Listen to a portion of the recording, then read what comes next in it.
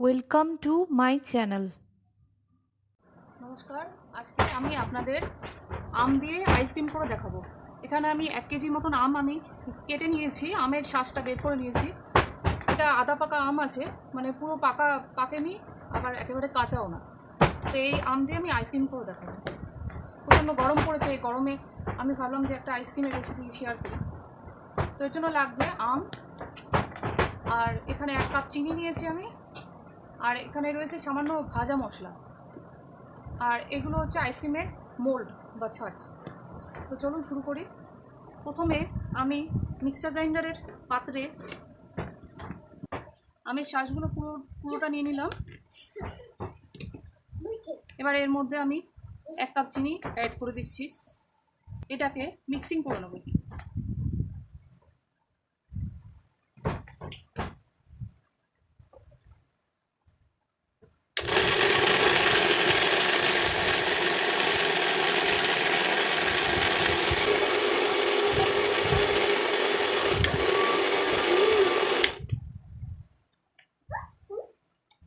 আমটা মিক্সিং করা হয়ে গেছে, দেখুন কীরকম ঘন মিক্সচার তৈরি হয়েছে। এবার এই যে মিক্সচারটা, এটা দিয়ে 3টে আইটেম করা যায়। এটা দিয়ে আইসক্রিম বানানো যায়, এটা দিয়ে ফ্রুট জুস হিসাবে বা ফ্রুট হিসাবে আপনারা বানিয়ে খেতে পারেন, অথবা এটা দিয়ে এই মিশ্রণটাকে আমি গ্যাসে জ্বালিয়ে আমি এটাকে আমের জেলি আমি বানিয়ে নিতে পারি। আধা পাকা আম দিয়ে করতে হবে, খুব ভালো হবে এটা। এবার আমি এর থেকে যতটা আমি আইসক্রিমের জন্য ব্যবহার করব ততটা আমি নিয়ে নিচ্ছি। আইসক্রিমের জন্য আমি কিছুটা ঢেলে নিচ্ছি।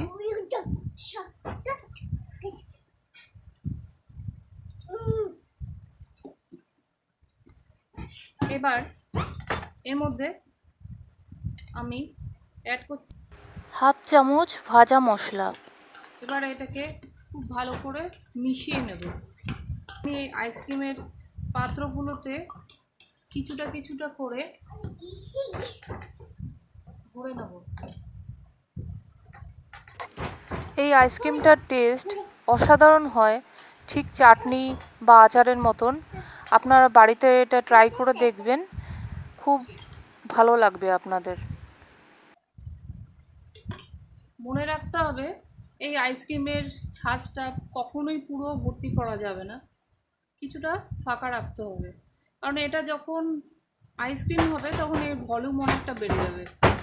তো এরকম আইসক্রিমের ছাঁচ ভরে নেব, আর এর মধ্যে একটা করে এরকম কাঠি আমি দিয়ে দিচ্ছি।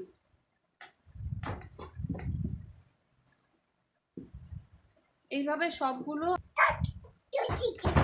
আমি এইভাবে 4টে রেডি করে নিলাম। এবার এটাকে আমি সারা রাত ধরে ডিপ ফ্রিজে রেখে এটাকে আইসক্রিম বানিয়ে নেব। মিনিমাম 12 থেকে 13 ঘন্টা এটা ডিপ ফ্রিজে রেখে দিতে হবে। বাকি যে জুস যেটা রয়েছে পাল্পটা, এটা দিয়ে আমি অন্য আরও 2টো আইটেম আপনাদের বানিয়ে দেখাবো অন্য ভিডিওতে। আইসক্রিমগুলো আমি ফ্রিজে রেখে জমিয়ে নেব, ডিপ ফ্রিজে রেখে দেবো।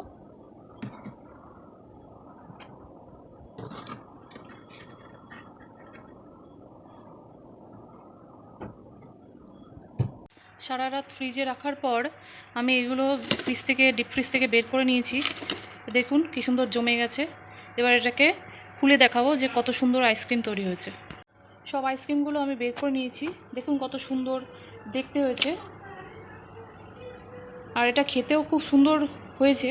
আপনারা বাড়িতে এইভাবে ট্রাই করবেন আর বলবেন যে কেমন হলো। আর যদি ভালো লাগে ভিডিওটিকে একটি লাইক করবেন, কমেন্ট করতে পারেন, শেয়ার করতে পারেন বন্ধুবান্ধবের সঙ্গে। নমস্কার।